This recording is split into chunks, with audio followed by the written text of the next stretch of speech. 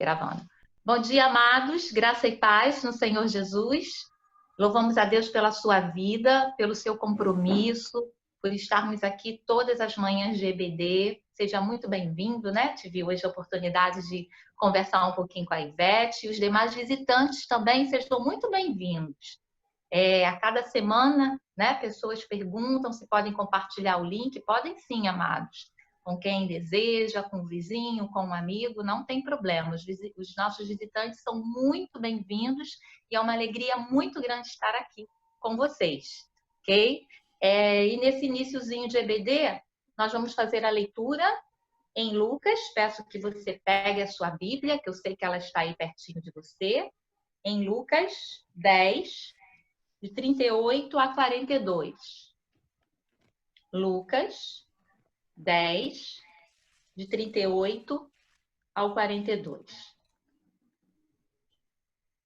E diz assim a palavra: E aconteceu que, indo eles de caminho, entrou numa aldeia e certa mulher, por nome Marta, o recebeu em sua casa. E tinha esta uma irmã chamada Maria, a qual, assentando-se também aos pés de Jesus, ouvia sua palavra. Marta, porém, andava distraída em muitos serviços e, aproximando-se, disse: Senhor, não te importas que minha irmã me deixe servir só? Dize-lhe, pois, que me ajude. E respondendo Jesus, disse-lhe: Marta, Marta, estás ansiosa e afadigada com muitas coisas, mas uma só é necessária. E Maria escolheu a boa parte, a qual não lhe será tirada. Amém, queridos? Que possamos, amados, ter o coração de Maria. Escolhermos sempre nos assentarmos aos pés de Jesus e ouvir seus ensinamentos. Maria queria ouvir os pensamentos do nosso Salvador. E o Senhor, Ele anseia, Ele deseja por corações que o adorem, que sejam adoradores, que o adorem em espírito e em verdade.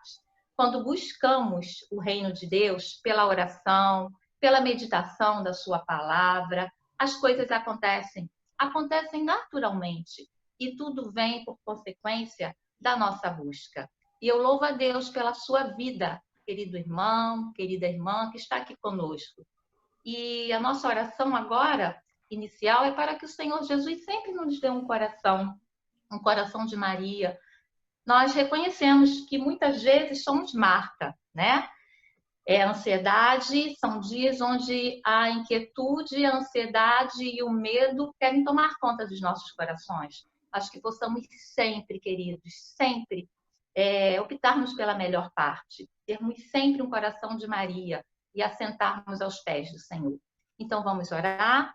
Logo após a oração, o pastor Samuel tem a palavra. Vamos pedir ao Senhor Jesus que homens e mulheres de Deus tenham um coração de Maria, possamos nos assentar aos seus pés e ouvir a sua voz. Senhor, nós queremos te agradecer muito, Pai, pela semana que o Senhor nos deste. Queremos te agradecer porque passamos por lutas, mas somos vitoriosos em Cristo Jesus. E aqui estamos, no mais uma manhã de EBD. Queremos te pedir perdão pelos nossos pecados, que o Espírito Santo atue de tal forma que possamos reconhecer, Pai, tudo que desagrada ao seu coração e que possamos, Senhor, deixar todas essas atitudes de lado e termos um coração de verdadeiros adoradores. Coloque em suas mãos a vida de cada irmão, de cada irmã que está agora conectado através dessa ferramenta. Te agradecemos por ela existir, por termos o privilégio de fazermos dos nossos lares a tua casa, a Igreja de Cristo, e nos alimentarmos. Vá ao encontro, Pai, de cada necessidade dos nossos irmãos e irmãs nesse momento. E acalme os nossos corações. Jesus, nos dê sempre um coração de Maria, para que possamos ser verdadeiros adoradores, que possamos te adorar em espírito e em verdade, e atravessarmos esses dias difíceis, Senhor, e que a igreja seja vitoriosa em Cristo Jesus. Te pedimos nesse momento pelo estudo, te agradecemos muito, Pai, por termos esse privilégio. Te agradecemos, Pai, pela forma como o Senhor tem usado o pastor Samuel, que fala de maneira tão clara aos nossos corações, que está despertando a cada domingo esse desejo de nos aprofundarmos na Tua palavra, Pai. Muito obrigada. E tira nesse momento, Pai, toda armadilha forjada pelo inimigo. Acalma os lares, acalma os corações, traga paz no seio da família, e que Teu Espírito Santo nos ministre nessa manhã e também à noite, no culto às 19 horas. Nos alimente, Pai, para que possamos ter uma semana vitoriosa em Cristo Jesus. É a nossa oração, em nome de Jesus. Amém, Pai. Amém. Pastor Samuel? Amém. Graça e paz, queridos. Eu quero dar as boas-vindas a todos, né? E também agradecer a Deus pelo seu comprometimento, mesmo nesse tempo de pandemia, e estar junto com vocês aí através do aplicativo Aprendendo Mais da Palavra de Deus. Eu vou pedir a Miliane, não sei se ela conseguiu me colocar aí para que eu possa compartilhar a tela. Conseguiu, Miliane? Sim, pastor, tá habilitado. Porque para mim a informação que chega é que o anfitrião desativou o compartilhamento do tela do participante. Quer dar mais uma vez para mim aí, desliga e liga de novo? Pois não. Vê. Não? Agora sim. Foi. Hoje nós vamos falar então do arrebatamento da igreja, né? Esse evento tão importante que nós, como crentes, devemos estar na expectativa e também conhecer para que possamos compartilhar com os nossos parentes e amigos sobre esta verdade. Eu quero dar um panorama aqui daquilo que nós vamos conversar, né? E para que você possa ter ideia também do nosso plano para os próximos domingos, né? Então, nós estamos na era da igreja, né? E aí, então, nós vamos falar hoje sobre o arrebatamento da igreja, e aí, então, nós vamos depois continuar no próximo domingo falando sobre o tribunal de Cristo, né? Que é a questão das nossas motivações durante o nosso período ministerial serem colocados à tona para que tudo possa ser acertado, e também a distribuição dos galardões. E isso nós devemos conversar no próximo domingo. E também as bodas do Cordeiro, né, que é um assunto muito falado em toda a Bíblia, né, e que nós precisamos também estar conhecendo de perto os detalhes desse grande acontecimento. Aí depois nós vamos estudar sobre o período da grande tribulação, né? Também apontando as bases bíblicas que afirmam que esse período será um período de 7 anos, né? Depois nós vamos falar sobre a manifestação de Cristo, onde a palavra de Deus diz que todo olho verá, né? O início do milênio, esse período chamado milênio, né? E depois, então, nós vamos conversar sobre o estado eterno, né? Que fala sobre o lago de fogo e o novo céu e a nova terra, né? Então, para que você possa ter assim um auxílio didático e visualizar, mais ou menos esses próximos assuntos que nós estaremos conversando, né? E aí eu quero deixar você informado disso, e também você pode compartilhar com as pessoas sobre esses nossos assuntos. Mas então eu quero deixar claro para você sobre o arrebatamento da igreja. Tem 2 textos que você pode até se deliciar estudando durante a semana, que está em 1 Tessalonicenses, no capítulo 4, do verso 13 ao 18, e 1 Coríntios 15, né, de 50 a 58, mas a ênfase mesmo está entre o capítulo 15, verso 50 a 54.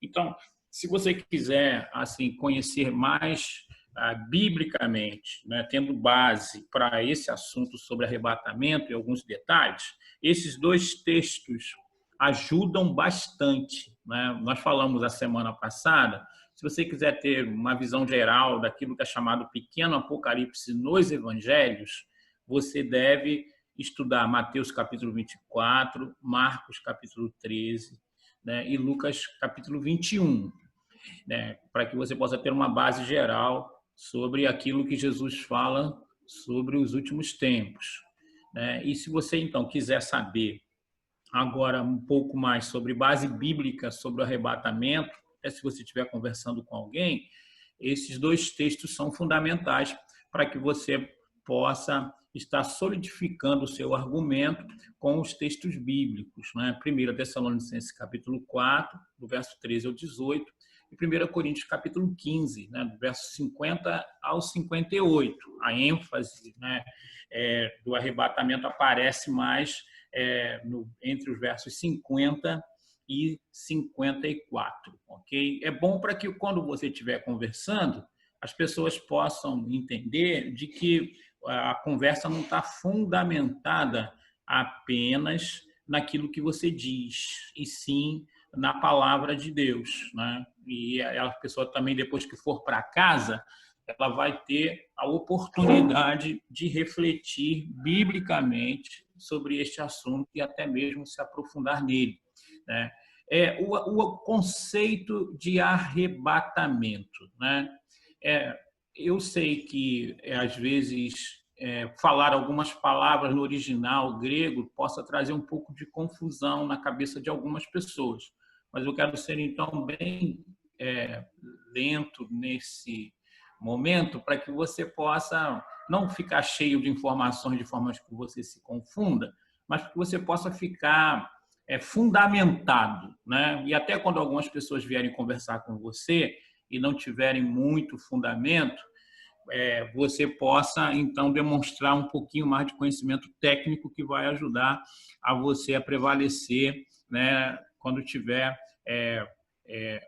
falando sobre este assunto. Tem uma palavra grega que aparece em 1 Tessalonicenses 4,17, né, que ela se pronuncia assim, rapazo, rapazo, rapazo, né? Você pode até repetir aí para que você possa ficar bem íntimo dessa palavra. É uma palavra bem importante. Rapazo, rapazo, rapazo, que significa arrancar, levar embora, ser removido. Até mesmo assim, tem muitas pessoas que falam da Bíblia, mas não conhecem a Bíblia, mas elas gostam de falar da Bíblia, né? E então, e falam mal. Quando você, então, estiver discutindo com alguém, né, que tem até assim uma postura de intelectual, falando que a Bíblia não é verdade, mas quando você, então, mostra um pouquinho mais de conhecimento técnico, pode ser, então, que isso ajude a pessoa a abrir os olhos e saber que está conversando com alguém que conhece mais profundamente, né? E essa pessoa, então, de repente, vai aprender a te respeitar um pouco mais, né? Então, rapazo é uma palavra grega, né, que significa arrancar, levar embora, ser removido, né? E a remoção da igreja da terra para as nuvens no céu, ela é expressada por essa palavra grega que aparece em 1 Tessalonicenses, no capítulo 4, no verso 17, né? 1 Tessalonicenses, no capítulo 4, no verso 17, né? Que diz assim: depois nós, os vivos, os que ficarmos, seremos arrebatados, né? E essa palavra arrebatados aqui na nossa tradução é essa palavra rapazo, que significa arrancado, levado embora, ser removido, né? O que lembra, então, que vai ser alguma coisa que vai acontecer de repente, né? E que as pessoas ficarão um tanto quanto impactadas, né? O texto está aqui, né? 1 Tessalonicenses 4,17. Depois nós, os vivos que ficarmos, seremos arrebatados. Aí a palavra rapazo aparece, juntamente com ele, entre nuvens, para o encontro do Senhor nos ares, e assim estaremos para sempre com o Senhor. 1 Tessalonicenses 4:17. Né? Então, rapazo é uma palavra interessante para que você possa guardar aí no seu coração, compartilhar com as pessoas, principalmente com aquelas que têm um intelectualismo meio vazio, mas que gosta de querer dizer que a Bíblia é um livro que não merece tanta confiança, né, e que ela conhece bem. Até quando ela ficar falando muito, você fala assim: você conhece a palavra rapazo? O que ela significa? Talvez isso vai ajudar, então, a pessoa a prestar um pouquinho mais atenção naquilo que você está dizendo. A outra palavra também, que é uma palavra bem conhecida, que talvez você já deve ter ouvido, que é muito usada quando se fala sobre a segunda vinda, é parousia, né? Que fala sobre presença, vinda, chegada, advento, volta, visita, retorno, né? E essa palavra aparece em 1 Tessalonicenses 4:15, né? Ela é tanto usada para o advento chamado arrebatamento, quanto também para aquela manifestação que vai acontecer após a grande tribulação, que será a vinda de Jesus, onde todo olho verá, que nós estaremos junto com ele, voltando para estabelecer o milênio aqui na Terra, né? Mas em relação ao arrebatamento, ela aparece em 1 Tessalonicenses, no capítulo 4, no verso 15, né?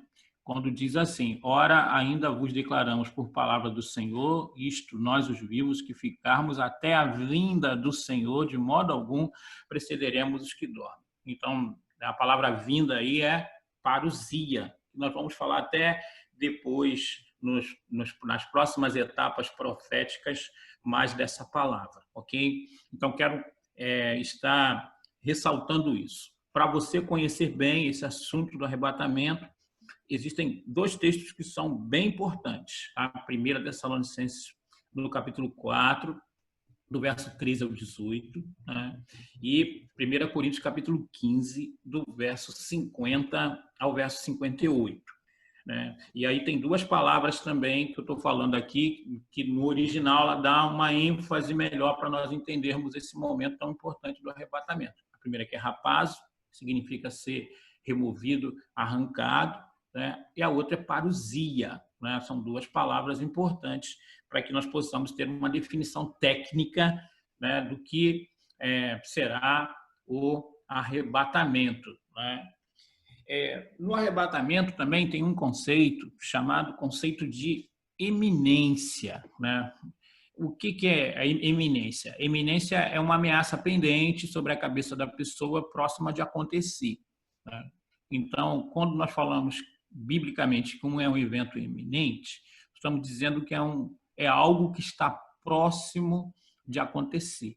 Daí a necessidade da vigilância que Jesus impõe, né? Porque o arrebatamento bíblico é considerado um evento iminente, né? Que está próximo de acontecer. E nós podemos ver isso também por aqueles sinais que nós conversamos a semana passada, os sinais gerais, né? E já numa fase de transição, passando aí pelos sinais concretos, que é a simultaneidade dos acontecimentos, né? E alcançando várias partes do mundo, né, na mesma hora, porque esse é o conceito de simultâneo, ok? Tem alguns textos bíblicos, né, que também nos ajudam, como já falei aqui, né, e um outro texto que ajuda bastante para a gente entender esse momento do arrebatamento é uma palavra de Jesus que está em João, no capítulo 14, do verso 1 ao 3, né, que muitas vezes nós usamos para ressaltar conforto na hora em que as pessoas estão passando por dificuldades, estão de luto, mas nesse texto está embutido uma mensagem sobre o arrebatamento, no versículo 3 especialmente, né? Que nós encontramos, que fala bem assim. A primeira parte nós lembramos muito bem, ela é muito ressaltada, principalmente quando as pessoas estão enfrentando um momento de luto. Verso 1 diz: não se turbe o vosso coração, credes em Deus, credes também em mim. Na casa de meu pai há muitas moradas, Se assim não for, eu vou-la teria dito, pois vou preparar-vos lugar. Né? Agora, o verso 3, né, que está diretamente relacionado ao arrebatamento. Né? E quando eu for vos preparar lugar, aí esse pedacinho aqui, ó, voltarei e vos receberei para mim mesmo, para que onde eu estou estejais vós também. Né? Então, essa ênfase quando Jesus diz, né, voltarei e vos recebereis, então dá essa ênfase de um encontro nosso com Jesus, né, que nós discernimos então que é um encontro nos ares e que ele está falando especificamente aqui no verso 3 sobre o arrebatamento, ok? Quando eu for vos preparar lugar, voltarei e vos receberei para mim mesmo, para que onde eu estou estejais vós também. Né? Podemos resumir, então, esse texto aí de João 14, de 1 a 3, da seguinte maneira, né? Não fiquem confusos, Jesus vai preparar lugar para os seus, ele voltará e receberá os seus e levará à casa do Pai. Né? Esse seria o resumo, então, de João 14, de 1 a 3. Então, sempre que você, a partir de agora, João 14, de 1 a 3, tem uma palavra de consolo ali, mas tem uma palavra também de alerta, né, que nos fala sobre o momento do arrebatamento da igreja, a ênfase principalmente no verso 3, ok? E aí já falamos aqui desse texto importantíssimo de 1 Coríntios 15, 51 a 58, que você deve anotar e até usar para a sua devocional aí durante esta semana, né?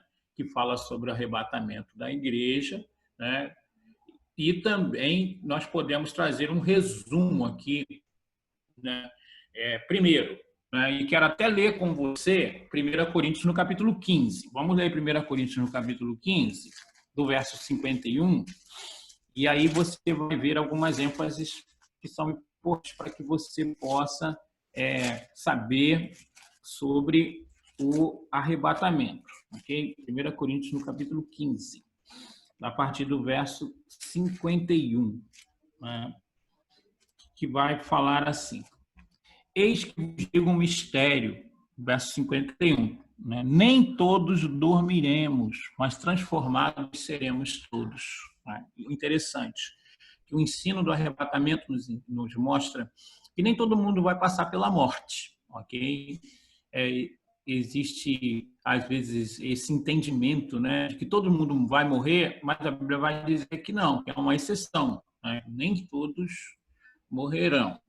A Bíblia vai falar também, né, sobre esse conceito de iminência, né, de ser alguma coisa que vai acontecer de repente. Verso 52. Num momento, num abrir e fechar de olhos, ao ressoar da última trombeta, a trombeta soará, os mortos ressuscitarão incorruptíveis e nós seremos transformados. Né? Então, esse abrir e fechar de olhos é uma coisa bem interessante, né? Porque a metáfora é de que o movimento mais rápido do corpo humano é o abrir e fechar de olhos. Né? Então, Paulo está enfatizando aqui a iminência, né? O que vai acontecer tão de repente. Você abre e fecha os olhos muitas vezes durante o dia, por exemplo, e nem percebe, né? Porque é o movimento mais rápido que o corpo humano realiza.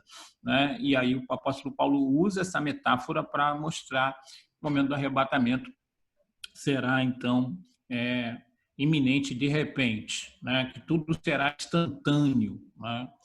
Aí, então, vai falar também, né, que é no ressoar da última trombeta. Né? Então, fala de que, pelo menos para aqueles que estarão preparados para a hora do arrebatamento, terá esse sinal, o escutar, né, da última trombeta, da trombeta. Aí vai dizer que os mortos ressuscitarão, que também é uma mensagem bem usada para nos trazer consolo, né? Os mortos em Cristo, as pessoas que amamos, elas estão no aguardo deste momento e acontecerá, então, de eles receberem novos corpos, né? E no texto de 1 Tessalonicenses, depois você vai ver isso, vai mostrar que os crentes que morreram têm prioridades, receberão novos corpos glorificados. E essas palavras servem, então, de uma palavra de encorajamento, né? Encorajamento. Por isso que no verso 58 vai dizer: portanto, meus amados irmãos, sede firmes, inabaláveis e sempre abundantes na obra do Senhor, sabendo que no Senhor o vosso trabalho não é vão, que também é o lema aí da União Feminina, né? Mas esse texto está diretamente inserido dentro das verdades, dos detalhes do arrebatamento da igreja, né?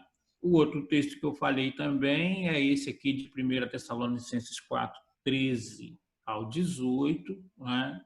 Que também nós podemos estar resumindo, né? E lendo também os destaques dele para entender melhor esse acontecimento, né? Nós podemos ver aqui alguns detalhes. O verso 16, né, vai falar o seguinte: porquanto o Senhor mesmo, dado a sua palavra de ordem, ouvida a voz do arcanjo e ressoada a trombeta de Deus, descerá dos céus e os mortos em Cristo ressuscitarão primeiro, né? Então aqui também vai falar que o arrebatamento terá esses detalhes, né? Primeiro, uma palavra de ordem, né, do céu dizendo: é chegada a hora, né? A voz do arcanjo, né? O arcanjo significa um dos primeiros anjos, né? E a Bíblia cita nominalmente dois desses arcanjos, que é Miguel e Gabriel, né? E vai dizer então de que haverá a voz do arcanjo, né? E ressoada então a trombeta de Deus, né? Então nos indica de que nós, né, que seremos arrebatados, teremos a oportunidade de ouvir isso de uma forma clara, né? E aí os comentaristas divergem na questão se isso será ouvido também pelos restantes da humanidade, mas o ponto de vista da maioria é de que esse privilégio, né, de ouvir a trombeta, a voz do arcanjo, será daqueles que são crentes em Cristo Jesus e estão preparados para esse momento, ok? E aí, então, nós precisamos ter um resumo rápido aqui sobre a questão da ressurreição, né? Os mortos em Cristo ressuscitarão, né? Vão ter prioridade, né? Eles serão transformados instantaneamente, né? E nós, que estivermos vivos, também passaremos por esse processo após os mortos em Cristo Jesus, né? Mas tudo muito rápido, instantâneo, né? E vai causar, então, um espanto no mundo. Primeiro porque vai sumir muita gente, né? E isso deve causar alguns transtornos, você já deve ter visto em alguns filmes, né? Aviões desgovernados, né? Motoristas que somem, enfim, aquele hino "O Rei está voltando" transmite bem essa ideia do arrebatamento que nós encontramos tanto em 1 Coríntios, no capítulo 15, e também em 1 Tessalonicenses, no capítulo 4, ok? Então, nós seremos arrebatados, levados à presença do Senhor sem a experiência da morte física, aqueles que estiverem vivos, né? Seremos revestidos de novos corpos, né? E esse evento acontecerá de repente, e esse é o conceito que nós temos que entender de iminência, né? Então, sempre lembrando aqui, para que você possa ter em mente, né? O que eu preciso guardar dessa aula? Eu preciso guardar dessa aula de que o arrebatamento é um acontecimento eminente, que está prestes para acontecer, né? E aí, para que você possa ter um argumento mais técnico e você se conseguir lembrar, lembra da palavra rapazo, né? Rapazo, que significa arrancar-se, removido, que aparece lá em 1 Tessalonicenses, no capítulo 4, né? E também da palavra parousia, que aparece em 1 Tessalonicenses capítulo 4, verso 17. Né? Lembrar, então, para que você possa ter uma ideia do arrebatamento, precisa ler e meditar 1 Tessalonicenses no capítulo 4, do verso 13 ao 18, né? E 1 Coríntios no capítulo 15, do verso 50 ao verso 58. Lembrar também que existem alguns detalhes do arrebatamento que são colocados nesses textos, né? Que fala que vai ser algo que vai acontecer de repente, né? De que os vivos que estarão nesse momento não precisarão passar pela morte, mas que serão transformados após a ressurreição e o recebimento de corpos glorificados daqueles que morreram em Cristo Jesus, né? E que esse acontecimento é precedido, né, por um grito no céu, a voz do arcanjo e o toque de uma trombeta, né? E nós precisamos estar preparados, então, para isso, ok? Seremos arrebatados juntamente com os mortos, haverá um encontro entre vivos e mortos, né? E para onde irão? Né? Terão um encontro nas nuvens. E sempre que a Bíblia fala de nuvens, ela está falando de glória, né? Ela está falando de um momento muito especial, né? E para esse lugar onde Jesus nos diz em João, no capítulo 14, do verso 1 a 3, que ele tem preparado para nós, né? E esse texto, então, de 1 Tessalonicenses, né, serve para nós também como consolo, né? Consolai-vos uns aos outros com esta palavra, né? Então, 1 Coríntios, no capítulo 15, é uma palavra de encorajamento, dizendo que nós devemos estar alegres em poder estarmos envolvidos na obra de Deus, porque a obra de Deus traz recompensa, né? E 1 Tessalonicenses, no capítulo 4, vai falar que nós não devemos viver como se não tivéssemos esperança, né? E até mesmo de entender de que os que morreram antes de nós, eles terão também um encontro glorioso junto conosco, né? E que nós precisamos estar encorajados com esta verdade e consolados por ela, né? O que é que está contido nesse momento chamado arrebatamento, né? Eu separei aqui. Primeiro é revelação, né? Porque vai ser um momento impactante, né? Vai ser um momento glorioso. E aí você, como crente, não deve ter medo do arrebatamento. Você tem que ter uma expectativa positiva desse momento, né? Porque a Bíblia vai dizer então que vai ser num abrir e fechar de olhos, né? Vai ser apoteótico. É isso que a Bíblia afirma. Tem muito crente, por desconhecimento de detalhes do arrebatamento, da volta de Jesus, que tem muito receio, né? Porque não sabe se estará adequadamente preparado para esse momento, né? Mas a Bíblia vai falar para nós, né, de que vai ser um momento de revelação, vai ser um momento apoteótico, né? Vai ser um momento de transformação, onde receberemos um corpo glorificado, né? Também a Bíblia vai falar, né, de que o arrebatamento traz consigo a ideia de retorno, né, de Jesus voltando. A gente precisa entender, então, de que a volta de Jesus é um processo, né? O arrebatamento, então, é a primeira fase da volta efetiva do Senhor Jesus, né? A segunda fase, então, é depois da grande tribulação, daquilo que é chamado de manifestação, que nós vamos estudar um pouquinho mais à frente, né? 1 Tessalonicenses, no capítulo 4, no verso 16, né? Vai falar para nós sobre essa ideia do arrebatamento, está diretamente ligado à questão do retorno, né? Porquanto o Senhor mesmo, dada a sua palavra de ordem, ouvida a voz do arcanjo, ressoada a última trombeta, descerá dos céus, e os mortos em Cristo ressuscitarão primeiro, né? Fala de retorno, né? Fala também de ressurreição, né? Que fala que os mortos em Cristo ressuscitarão, e então é um momento muito glorioso, né? Tem essa expectativa, o momento da ressurreição é algo que me fascina, né? Porque o momento da ressurreição demonstra para nós de que a morte realmente foi vencida, né? E essa ressurreição coletiva, de tanta gente ressuscitando na mesma hora, deve ser bem apoteótico, bem marcante, né? A palavra arrebatamento, para ser bem entendida, ela também muitas vezes identificada como rapto, né?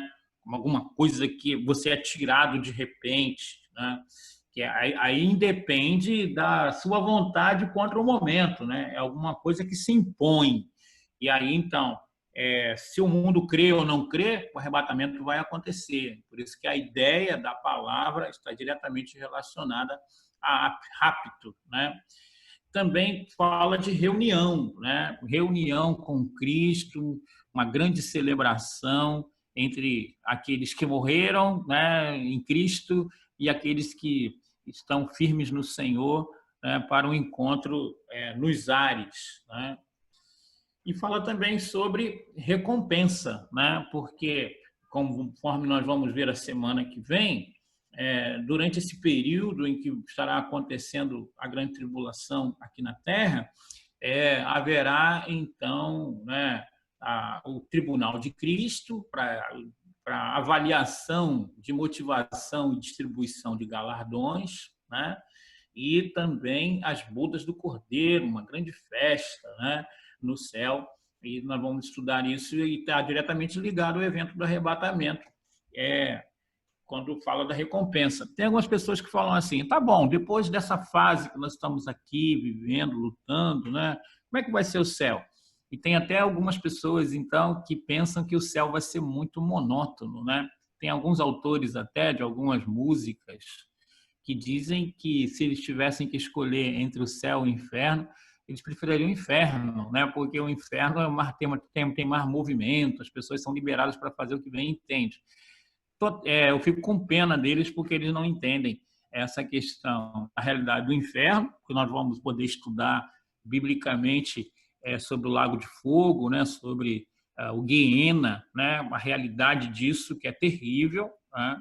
E que quem vai para lá não tem liberdade nenhuma de fazer nada, nem o próprio diabo, né? E também quando você está com Jesus, né, e vai passar por esse momento, desde o momento do arrebatamento, então vai ser muita atividade, né? Porque vai ter o Tribunal de Cristo, vai ter as bodas do Cordeiro, e isso está diretamente ligado ao arrebatamento, que fala da recompensa, né? Fala da recompensa que nós estaremos recebendo a partir desse momento tão glorioso, né? E aí traz para nós a reafirmação de que vale muito a pena servir ao Senhor, né? De estar firme na presença dele, se preparando para essa hora, né? Então, estas verdades estão contidas no arrebatamento, né? Revelação, retorno, ressurreição, o conceito de rapto, né, para mostrar a questão da iminência, a reunião com Jesus, né, o sentido também da recompensa, que vale muito a pena servir ao Senhor, né, e a questão também da reafirmação, né, que nós devemos estar dizendo para as pessoas que o nosso trabalho no Senhor terá recompensa, ok?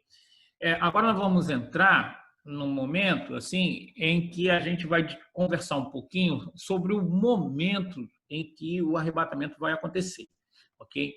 Aí eu quero já de mão dizer de que a questão do momento é uma interpretação de tantos crentes, né, que a gente precisa ter cuidado e respeito nesse momento. Pastor, Por quê? Porque tem muitos crentes...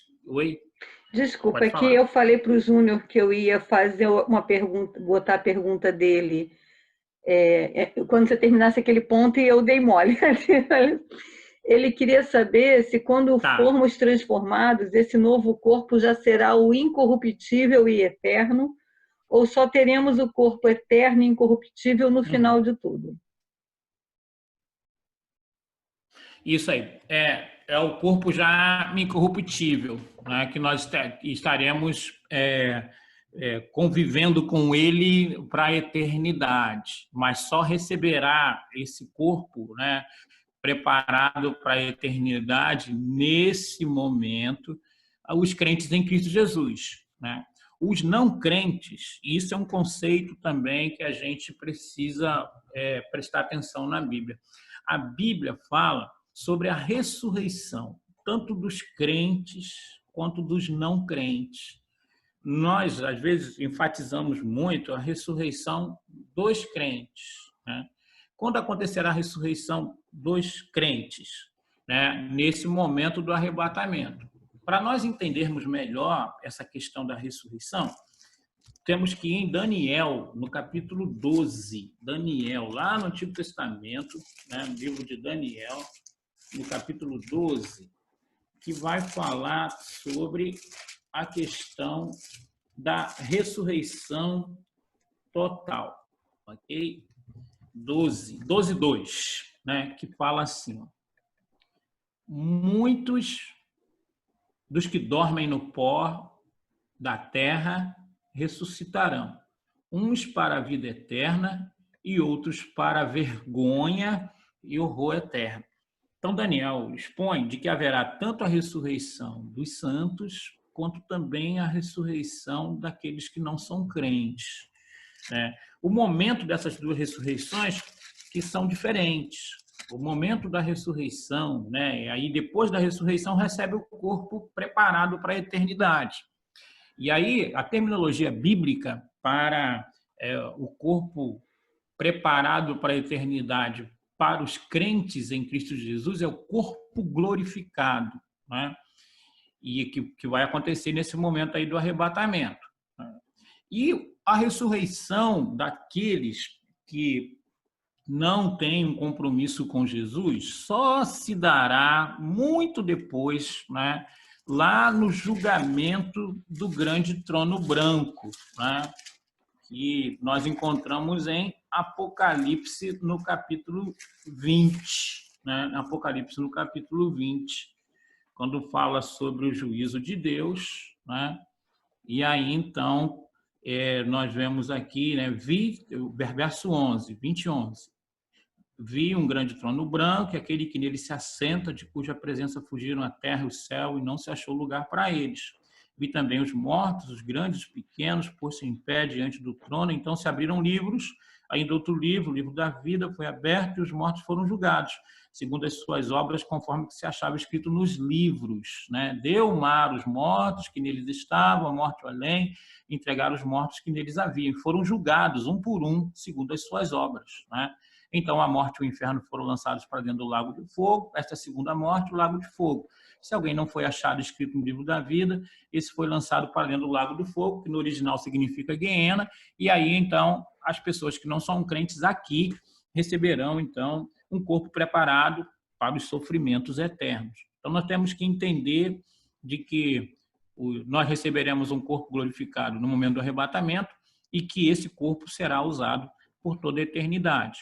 As pessoas que não morreram em Cristo ainda não receberão neste momento esse corpo preparado para a eternidade, porque eles só receberão após o milênio, né, lá na frente, no julgamento do grande trono branco. Ok, Miliane? Tem mais uma pergunta aí? Tem. A Ivete pergunta se 1 Tessalonicenses 4, do 13 ao 18, e Mateus 24, do 29 a 31, está falando do mesmo evento ou se são eventos distintos? Isso aí. Mateus capítulo 24, 29 a 31. 29 a 31, tá bom. Vou ler aqui Mateus capítulo 24, do verso 29 ao verso 31, ok?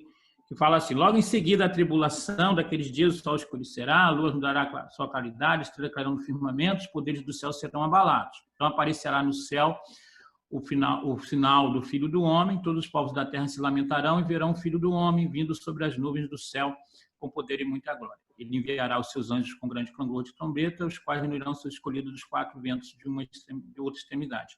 Não é. Não é por quê? Porque o verso 29 começa dizendo logo em seguida a tribulação daqueles dias, né? Então aqui está falando do evento chamado Grande Tribulação. Então, isso aqui é aquele outro evento que nós chamamos de manifestação. Onde está o arrebatamento em Mateus no capítulo 24? Está no verso 27. No verso 27, né? Verso 26 diz assim, ó, Mateus 24, 26. Portanto, se vos disserem, eis que ele está no deserto, não saiais. Ou ele no interior da casa, não acrediteis. Aí o verso 27, sim, fala do arrebatamento, né? Porque assim como o relâmpago sai do Oriente, se mostra ao Ocidente, assim há de ser a vinda do Filho do Homem. E usa-se aqui a metáfora do relâmpago para falar de algo que vai acontecer profundamente de repente. Jesus usa a metáfora do relâmpago e o apóstolo Paulo usa a metáfora do abrir e fechar de olhos. Então, do verso 29 ao verso 31, é um evento que na escatologia se chama de manifestação, que Apocalipse vai dizer lá no capítulo 1, todo olho verá, né? Então, Mateus capítulo 24, 29 a 31, não fala do arrebatamento, fala do evento que vai acontecer após a grande tribulação, que nós vamos estudar um pouquinho mais à frente. Mais alguma outra pergunta? Sim, a terceira é da Tamires. Vivos e mortos irão se conhecer? Acho que deveria se reconhecer, né? No arrebatamento. Isso aí.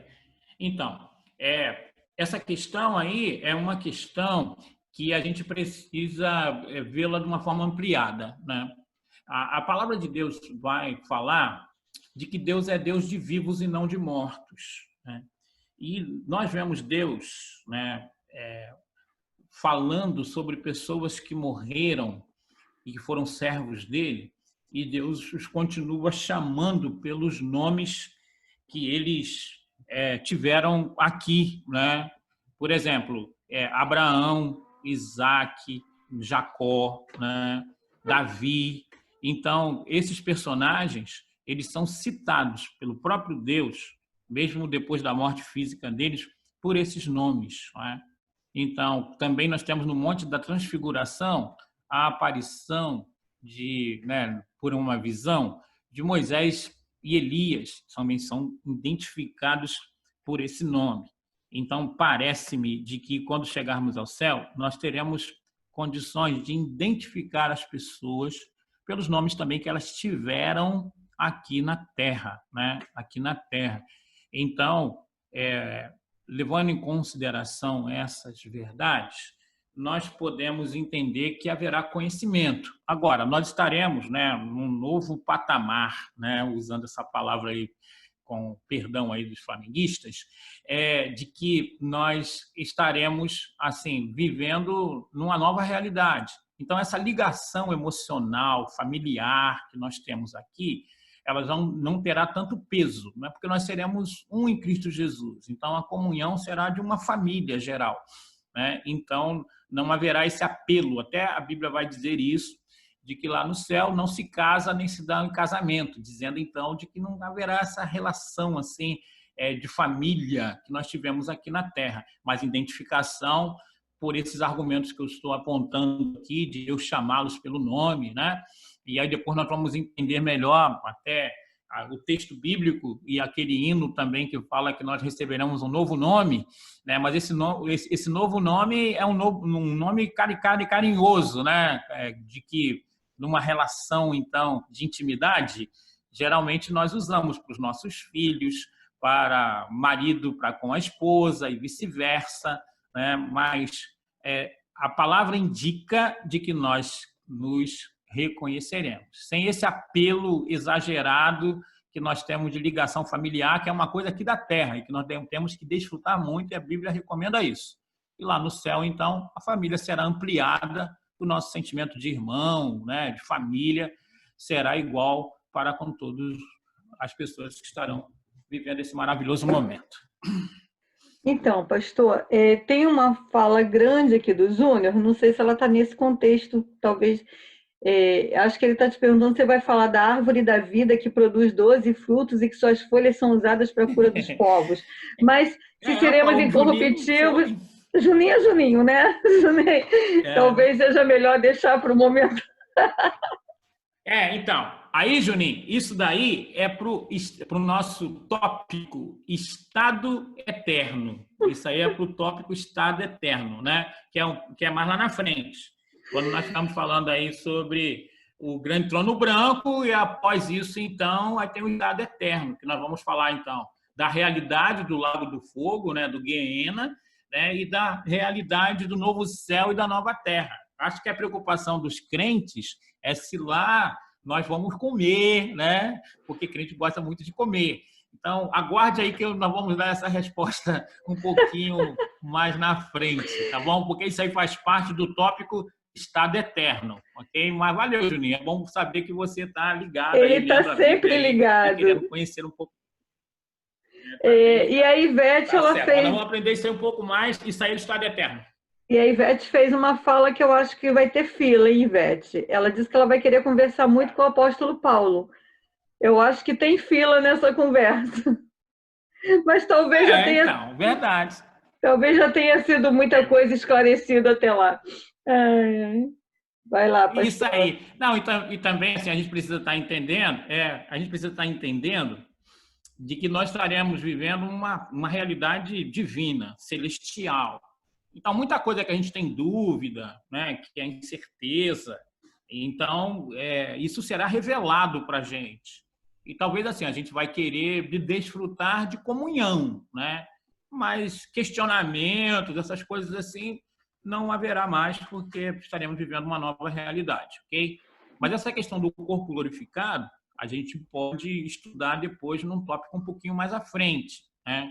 Temos, assim, uma visão de como será isso com a aparição de Jesus após a ressurreição, né? Aí nós podemos ver, assim, por exemplo, assim, que o corpo glorificado ele pode passar por uma parede, por uma porta, por exemplo, né? Porque os discípulos estavam reunidos ali e tal, e Jesus de repente se aparece no meio deles, eles estavam trancados, a Bíblia faz questão de dizer isso, e diz: Paz seja convosco.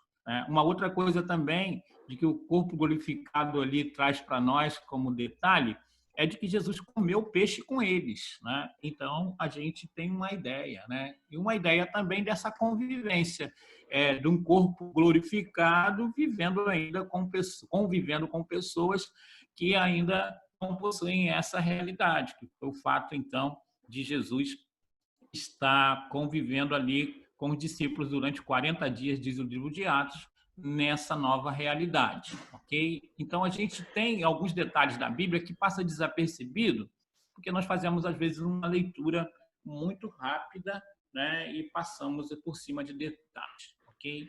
Mais alguma pergunta, Emiliane? Não, só o Juninho termina com uma observação fantástica. A fome é eterna, graças a Deus.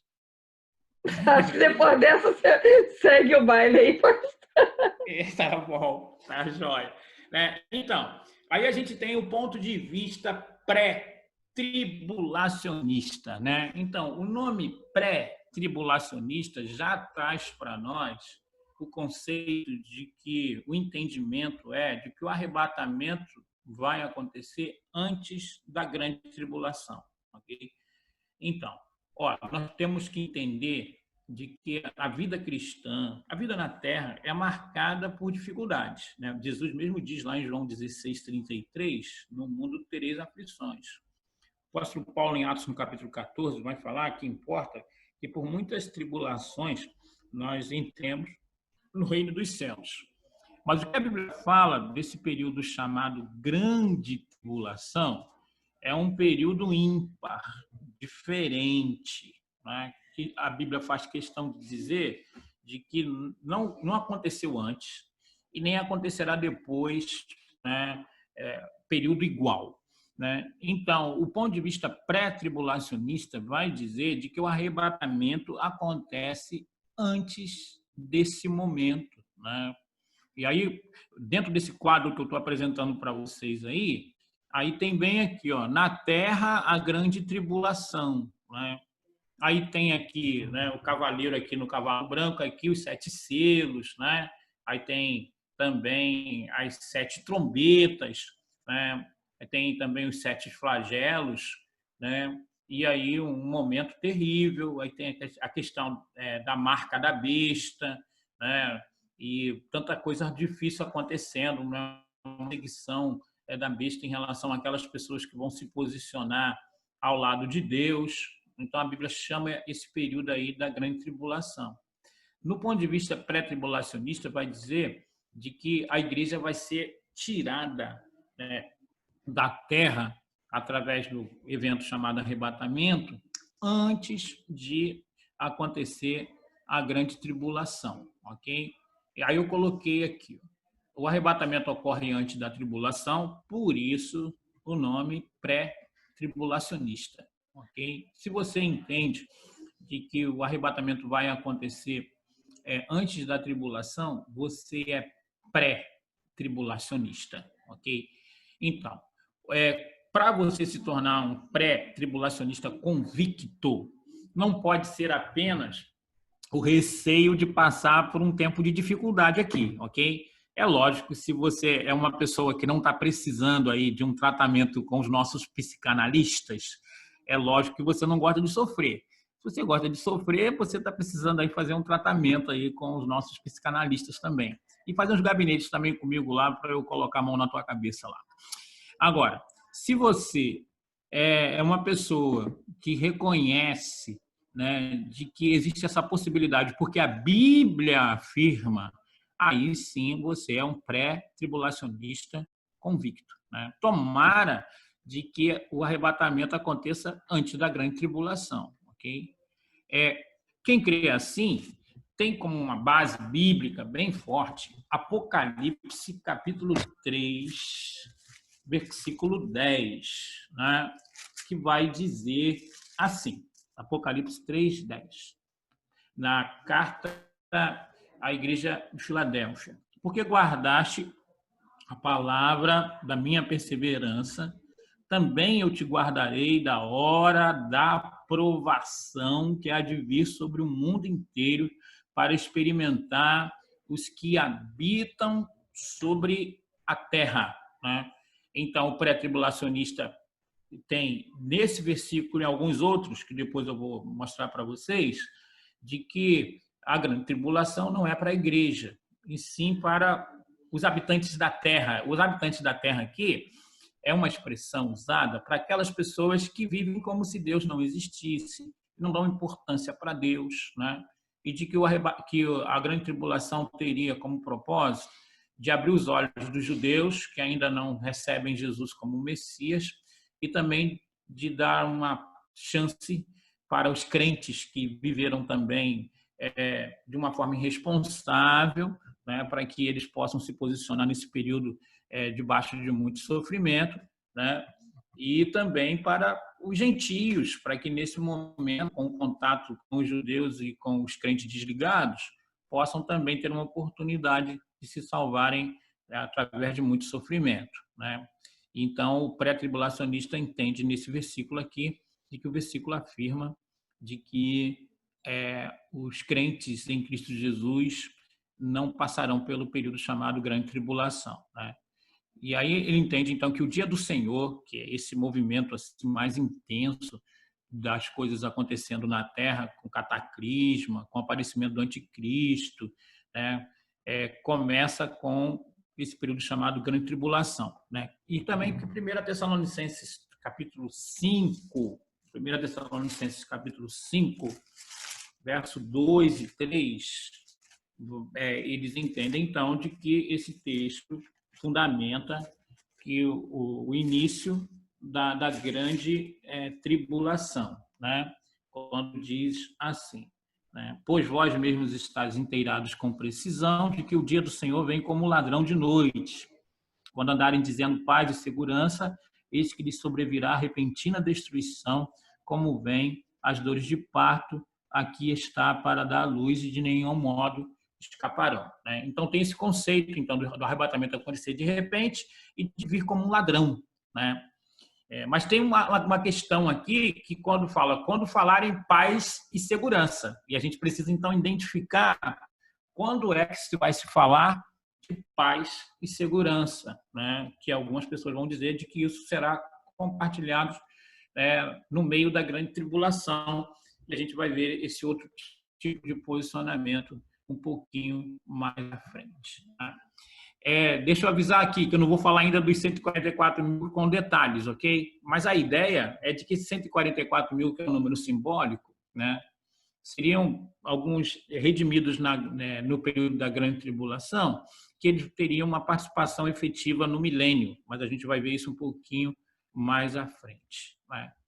Uma outra coisa também que a gente precisa entender é que o arrebatamento, né, e a segunda vinda, né, porque as pessoas confundem muito, nós já vimos aqui em algumas lições anteriores sobre esses dois temas, arrebatamento e segunda vinda. Arrebatamento é a primeira fase da vinda de Jesus. E a segunda vinda, ou também chamado como manifestação, é a segunda fase da vinda de Jesus. E esses eventos aí eles são separados por 7 anos. Né?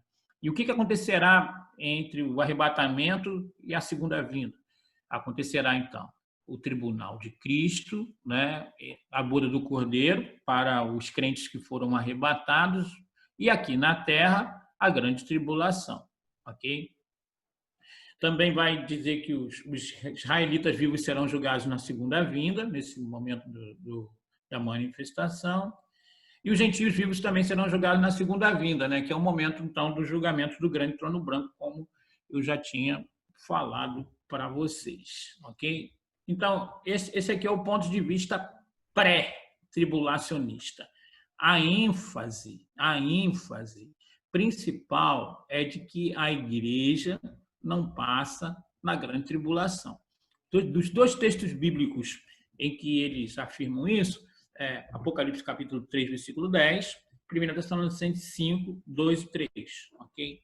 Mas tem um outro grupo que entende que a igreja sairá de cena no meio da tribulação. Né? E tem um outro grupo que entende de que a igreja será arrebatada só após os 7 anos de tribulação. Okay? E eles usam basicamente esses mesmos textos com uma interpretação diferente. Okay?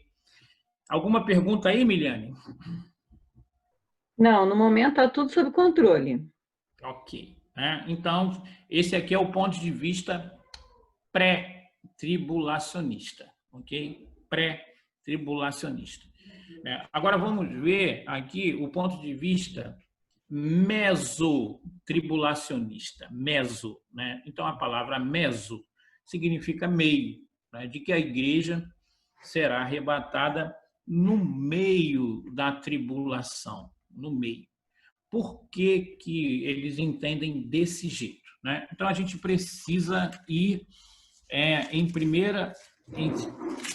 Tessalonicenses, no capítulo 4, né, que fala do arrebatamento, né?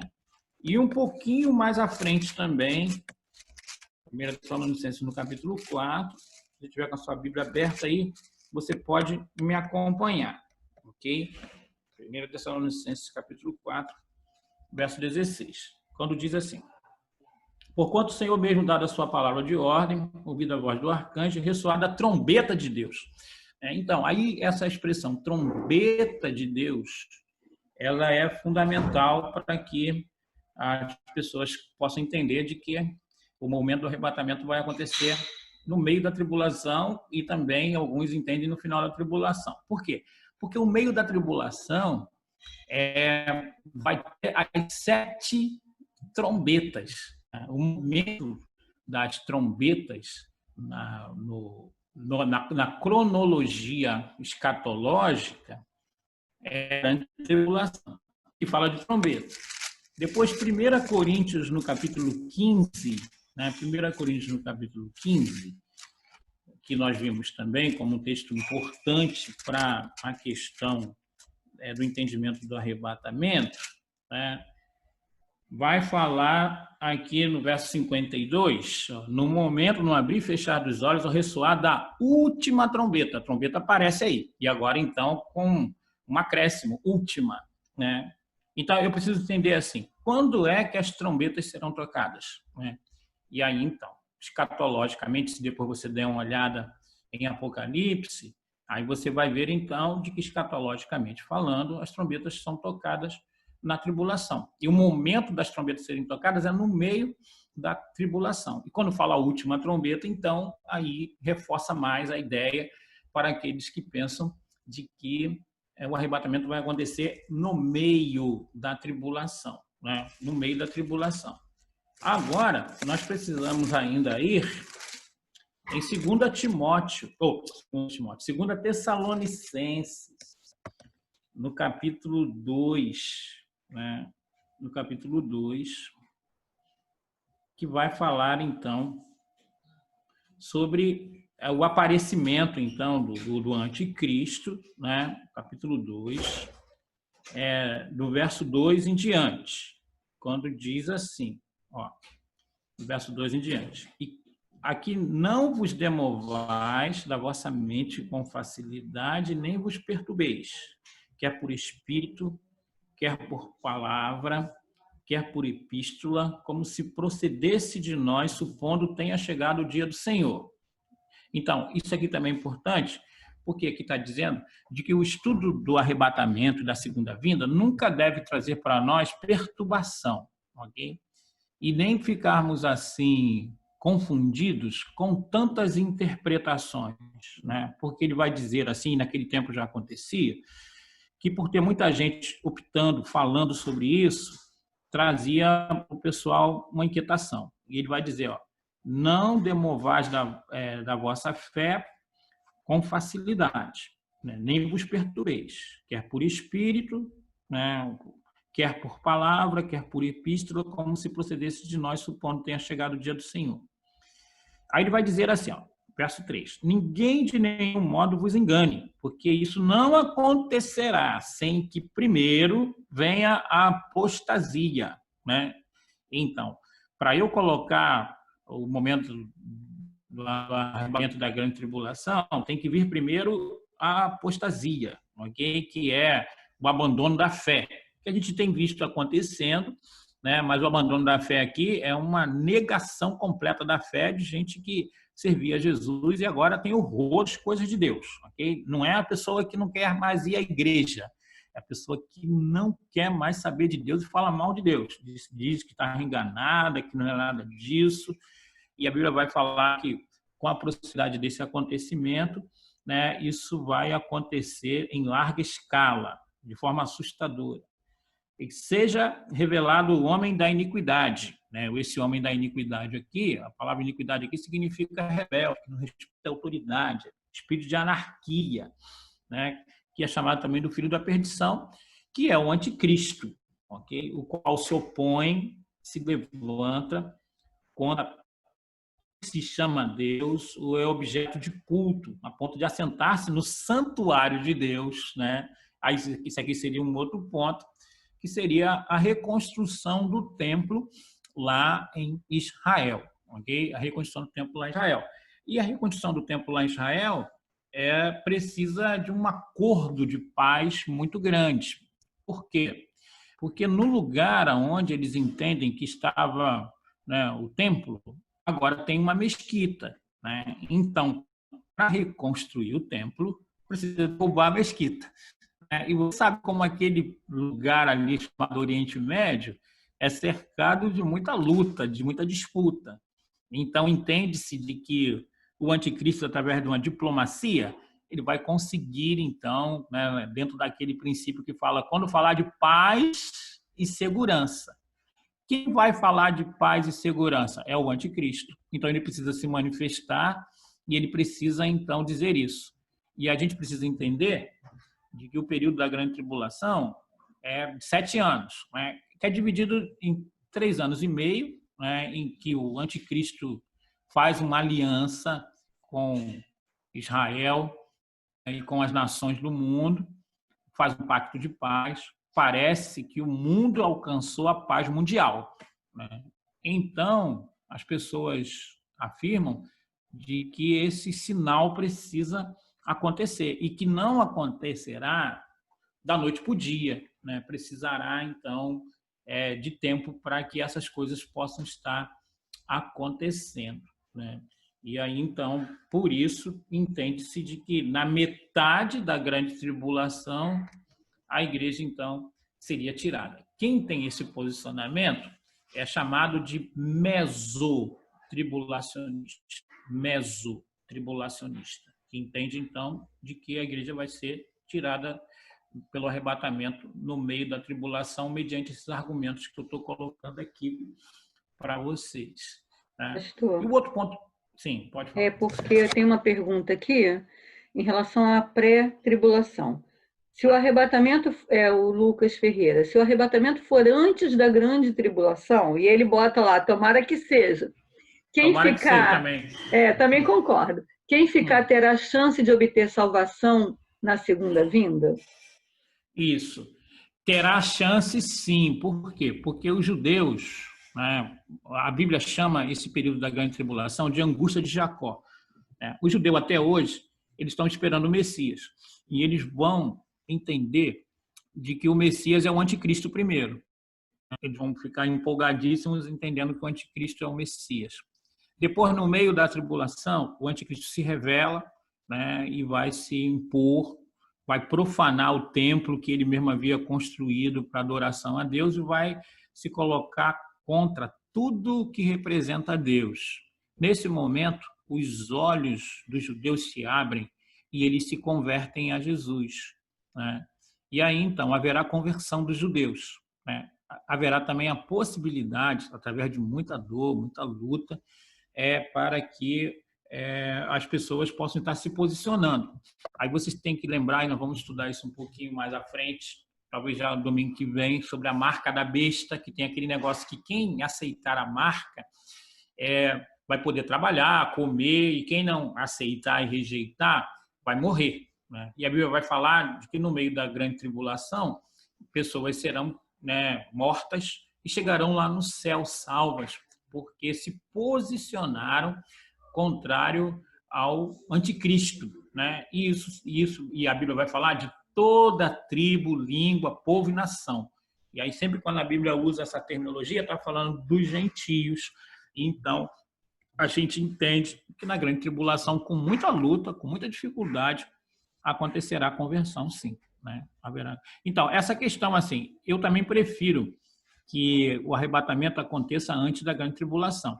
O que a gente precisa entender é de que os textos que são usados, eles são debatidos, analisados, as pessoas vão lá no original em que a Bíblia foi escrita e há divergência de interpretação. São os mesmos textos que são usados, tanto para aqueles que entendem que a igreja não passa, que a igreja fica até a metade e que a igreja fica até o final, ok? Então, há muita divergência em relação a isso. E muita gente boa, crente, que vai para o céu, né?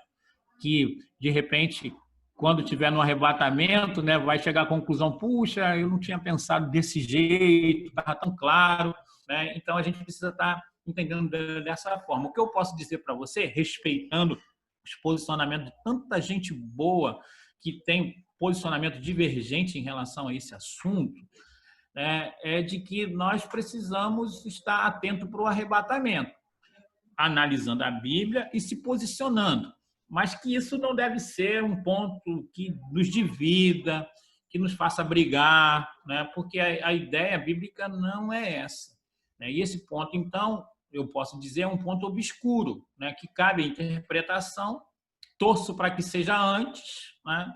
Tem um posicionamento um pouquinho pessoal em relação a isso, mas tem muita gente boa também, crente em Cristo Jesus, que pensa um pouco diferente de mim e eu levo na brincadeira. Tomara que eu vá antes da grande tribulação. Mas se tiver que ficar um pedaço aqui dela, ou até passar tudo aqui, Deus vai dar graça e a gente passa por isso, ok?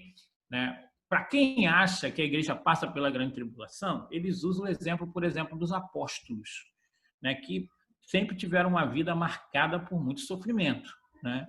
E dos crentes também, de uma forma geral, que sofrem, né, para se posicionarem em relação a Jesus, né? E aí, então, eles vão dizer de que a marca de todo crente é se posicionar e serem perseguidos também, né?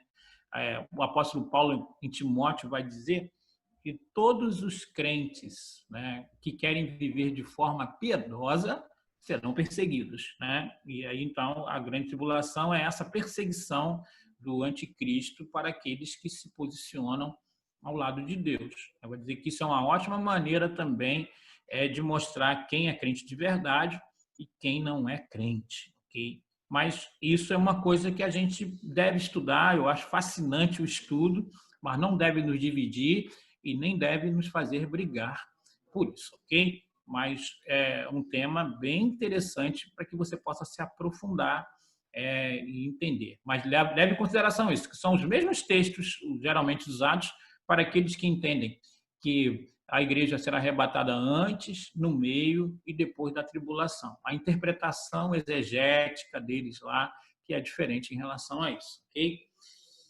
Tem pergunta aí, Miliane? Agora, na verdade, quem vai fazer a pergunta sou eu. Eu sei que a gente está com o tempo avançado aí, mas independente de qualquer ponto de vista, é claro que eu gosto do pré-tribulacionista, porque, como diria, eu não gosto de sofrer, mas independente de qualquer ponto de vista, eu acho que o que fica claro é que a esperança do crente, seja se ele entende que vai ser pré-tribulacionista, né, que a gente vai ser arrebatado antes, durante ou depois da grande tribulação, que tem que haver, na minha percepção, um amadurecimento da fé cristã a ponto de que toda a esperança esteja em Cristo de fato. Porque toda a estratégia que o anticristo usa é transformar a esperança numa visão humana. Tá certa essa análise? Assim, isso aí. E também de mostrar para nós assim que não tem jeito, né, de que a humanidade caminha para um caos total, né? Ou se não, é uma acomodação, por um outro lado, de que, se Deus quiser melhorar as coisas, que Ele melhore, né? Então, não pode ter nem essa postura pessimista, né?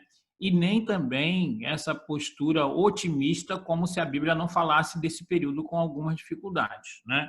Então, a gente precisa ter esse ponto de equilíbrio, de entender, então, de que a Bíblia coloca para nós uma postura para esperarmos esse momento, né? Aí tem a parábola, tem 3 parábolas que vocês também podem estudar durante essa semana, que vai mostrar para nós qual deve ser a postura nossa enquanto aguardamos o arrebatamento, tá? Mateus capítulo 25. Okay. Mateus capítulo 24 primeiro, tá? 24 é uma boa leitura para vocês durante a semana aí também, ó. Mateus capítulo 24, verso 32 em diante, ó. Começa aí a parábola da figueira, ok? E no início da semana que vem, no início da nossa aula, domingo que vem, nós vamos estar falando sobre essas posturas aqui, ó. Parábola da figueira, que é uma exortação à vigilância, a parábola do bom servo e do mau servo, a parábola das 10 virgens, a parábola dos talentos, né? Essas parábolas nos ajudam a entender qual deve ser a nossa postura no aguardo desses acontecimentos escatológicos, ok? Como é que deve ser a nossa postura, né? Então, a nossa postura, eu já adianto para vocês, deve ser, né, de vigilância, mas essa vigilância não é só da expectativa do momento. Claro que é também, Maranata, ora vem Senhor Jesus. Mas é também de nós estarmos buscando ter uma vida cheia do Espírito Santo. Aí que entra a parábola das 10 virgens, lembra? Eles tinham a lâmpada é a palavra, né? Lâmpada para os meus pés é a tua palavra e luz para os meus caminhos. E o azeite você já sabe o que é, né? É o Espírito Santo. Então, uma forma para que nós possamos estar esperando a volta de Jesus, o arrebatamento de uma forma adequada, é de nós estarmos buscando uma vida equilibrada entre lâmpada e azeite, né? De sermos cheios do Espírito Santo. E parece também até que a parábola diz de que se nós não tivermos azeite, que é o Espírito Santo, ficaremos para a segunda época, então, para passarmos a grande tribulação, né? E também a questão da parábola dos talentos, né? De lembrar, então, que talentos na Bíblia não é só aquilo que você faz com graça, mas fala também de administração, né? Administração de tempo, né? Administração de talento, né? Então fala de administração, fala de como é que você está levando a vida, está levando a vida de qualquer jeito, porque nós seremos cobrados também em relação a isso, né? Mas a semana que vem, então, no início da nossa aula, eu vou dar uma visão geral para que logo depois nós possamos falar, então, sobre a grande tribulação, né? Eu quero dizer a vocês que eu estou muito... Pode falar. Não, é que tem uma última colocação aqui no chat, que se teria um ponto de vista certo Entre pré, meso e pós. Eu acredito que você já explicou aqui não, né? Isso aí. Então, existe uma vontade muito grande das pessoas estabelecerem isso. O que eu posso dizer para vocês é o seguinte: o pessoal que é pré-tribulacionista, eles gostam de enfatizar isso como uma verdade absoluta e como uma doutrina fundamental, né? Os mesos, eles muitas vezes colocam como possibilidade de entender, então, de que podem estar equivocados em algum ponto, mas que o mais importante é que o arrebatamento aconteça. E os pós-tribulacionistas também fincam o pé dizendo de que eles entendem que é dessa forma, porque como é com uma igreja como a nossa, assim, como a nossa que eu estou falando, não é de agronomia, não. Uma igreja nossa no Brasil e no mundo hoje, né, sem compromisso, que não vive a verdade de Deus na plenitude, possa querer ser arrebatada sem passar na prova, né? E aí, então, eu quero dizer a você de que o que a gente precisa é ter paciência uns com os outros nesse ponto de vista, né? E chegar à conclusão, então, de que você deve ter um ponto de vista, mas não deve brigar por ele até a morte, não, né? Tomara que a gente vá antes da grande tribulação. Mas eu já deixo aqui de antemão a questão de que existe a possibilidade de acontecer no meio da tribulação e no final, porque tem muita gente boa que faz interpretação profunda da Bíblia e chegou também a essa conclusão. É uma boa discussão para você que tiver sem sono, assim, quiser dormir, e aí então buscar esses conhecimentos sobre o momento do arrebatamento, ok? É um estudo bem interessante. Então, eu creio que por hoje a gente está chegando aqui ao final, né? E aí eu estou aberto também para a gente conversar no privado sobre isso, de mandar material para vocês, tanto de autores bons que defendem que a igreja não passa, que a igreja fica até o meio e de que a igreja fica na grande tribulação toda, né? Eu posso passar para vocês alguns nomes muito respeitáveis que têm essas opiniões aí diferentes nesse ponto da escatologia. Tá? Mas eu estou muito contente aí de saber aí, né, que tem aí 49 participantes e eu sei que tem famílias que estão assistindo juntas, né? Fico muito contente de poder pastorear uma igreja que tem prazer em estudar a palavra, né, que está se movimentando nesse tempo da pandemia para superar as dificuldades. E Maranata, hora vem, Senhor Jesus. Vamos orar, então, né? Depois a Sandra tem a palavra. Pai, obrigado pelas minhas ovelhas, né, pelos convidados também, que são crentes em Cristo Jesus e estão muito interessados em saber sobre este assunto. Eu quero pedir ao Senhor que o Senhor possa guardá-los, protegê-los, que eles possam se aprofundar nisso, crescer na graça, no conhecimento, ó Deus, a cada dia. Me ajude também eu poder passar com clareza para eles esses ensinos tão importantes. Nós queremos pedir que o Senhor receba a nossa gratidão e nos conceda um domingo abençoado na tua presença e continue abençoando a Escola Bíblica Dominical. Obrigado pela vida da Sandra, da Miliane, o esforço que elas fazem para desenvolver uma sala virtual com tanta excelência. Que o Senhor possa estar ajudando a elas e todos os participantes, para a glória do teu nome, em nome de Jesus. Amém. Sandra? Amém. Já estamos ansiosos para o próximo domingo, pastor. Já estamos aqui, ó, na expectativa, né? Que bênção. Quero agradecer muito a presença dos irmãos. Quero agradecer hoje a pontualidade, né? Antes das 10, os irmãos já estavam aí sentadinhos na sala de aula. Lembrando que a sala de aula abre às 9h30 e pedimos que os irmãos acessem até antes das 10 horas, para que não haja essas interrupções e possamos começar, né? Hoje tivemos mais aí esse período maior, até para tirarmos as nossas dúvidas. Irmãos, eu e você, juntos na EBD. Até o próximo domingo. Um abraço muito carinhoso no seu coração. Tenha uma semana abençoada. Lembrando do nosso culto hoje à noite também, às 19 horas. Estaremos também na nossa live. Um beijo carinhoso. E no finalzinho, quiser abrir aí a câmera, ó, é o momento da gente se olhar, dar tchau, da gente se confraternizar. Pode abrir essa câmera para a gente dar um tchauzinho também. Miliane. Vamos lá, queridos, vamos abrir as nossas câmeras, dar aquele tchau, né? Se vê. A gente está... Eu estou mantendo a gravação porque a gente vai ter esse pedacinho aí de todo mundo abrindo e fazendo um registro daqueles que estão presentes, né? Vanilda, Carlinhos, Ivete. Espera aí que eu tenho que mudar aqui o modelo para o mosaico, eu esqueci. Ih, Elisângela, Catilene, Rose, Cristina. Ei, Cris! Cristina, eterna vice da Sandrinha, a coadjuvante, a Rose. Vilma, Lucas, Tamires, Andréia. É um prazer, gente, ver vocês aqui. Ana Lúcia com a família toda. Então, Presbítero Marco.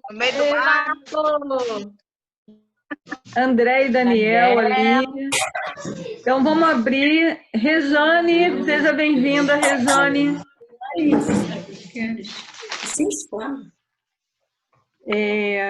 E é isso, gente. Vamos, então, tá dando aí um tchau coletivo, encerrando a nossa EBD nesse domingo. E agradecendo, né? Porque hoje foi fantástico. Foi, assim, mínimo de interrupções. Foi muito bom mesmo. Tá muito bom. Obrigada, gente. Vou parar, então, aqui a gravação.